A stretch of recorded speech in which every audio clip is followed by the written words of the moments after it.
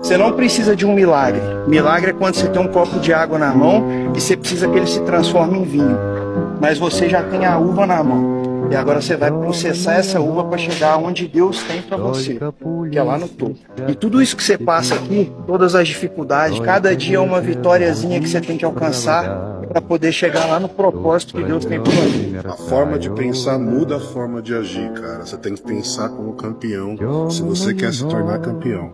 Faça o melhor que você puder nas condições que você tem, até ter condições melhores para fazer melhor ainda. Quem quer dar um jeito. Esse nível de vontade, preciso de você com vontade. Toda vez que você vier aqui vai ser uma guerra. E nessa guerra só tem um vencedor, tem que ser você. Você vai vencer todas as vezes. Não é fácil, mas o prazer que isso vai te proporcionar depois, mano.